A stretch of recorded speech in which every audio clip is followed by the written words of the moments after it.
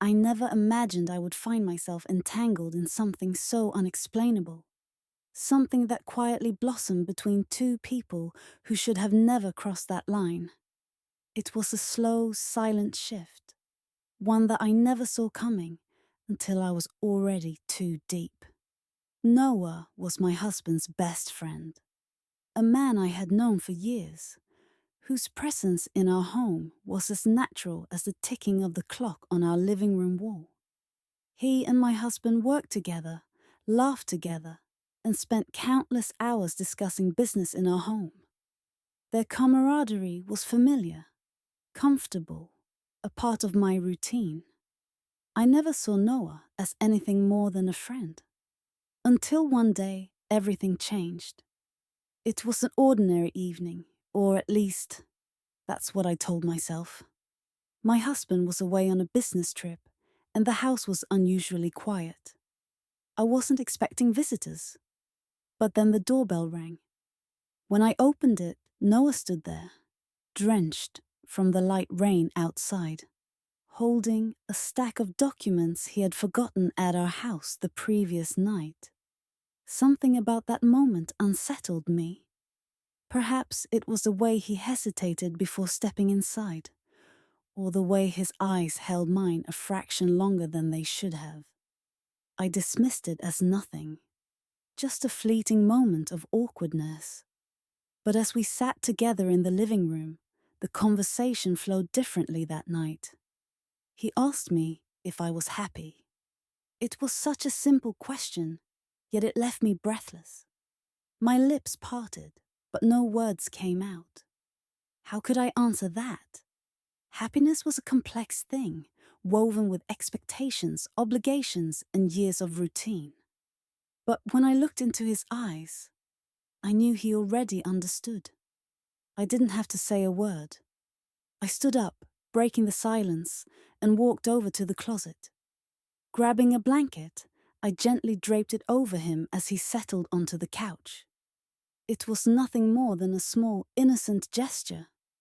But then my fingers brushed against his hand. I froze. It should have meant nothing. And yet my entire body tensed at the sensation. I pulled back quickly, as if I had been burned, my heart pounding so loudly I was sure he could hear it. He didn't say anything, but the way he looked at me, that quiet, knowing gaze, said everything. After that night, I found myself noticing things I had never paid attention to before. The way Noah's eyes lingered on me a second too long, the unspoken tension that crackled in the air whenever we were in the same room, the accidental brushes of our hands that lasted a heartbeat longer than they should have.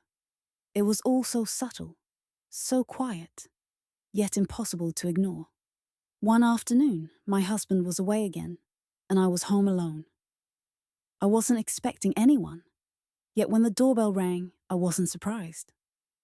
Noah stood there, not holding any documents this time. No excuses, just standing there, watching me with an expression I couldn't quite decipher. For a few agonizing seconds, neither of us moved. Neither of us spoke. We didn't need to. The silence between us held all the words we weren't brave enough to say. I knew that if I let him in, there would be no turning back. And yet, despite the war raging in my mind, I found myself stepping aside, leaving the door open for him. As he walked in, I felt the weight of the decision pressing down on me. The house, which had always felt too big and too empty, suddenly seemed smaller. The air too thick, too charged. He stood there, waiting, watching me, giving me one last chance to turn away. But I didn't. I had spent so many years being the perfect wife, the devoted mother, the woman who put everyone else's needs before her own. But that night, standing in front of Noah, I allowed myself to feel, to want. He took a slow step forward, his presence overwhelming. He didn't touch me, didn't say a word, but the space between us seemed to shrink with every passing second. My breath came in short, shallow bursts, as my mind screamed at me to stop this before it was too late. But my heart had already made the decision long before my mind could catch up.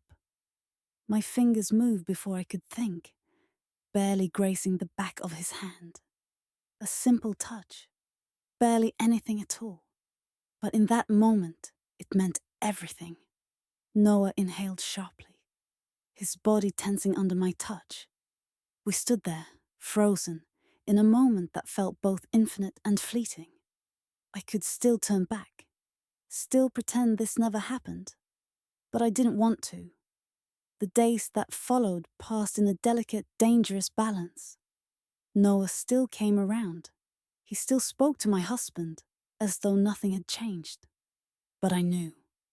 And he knew.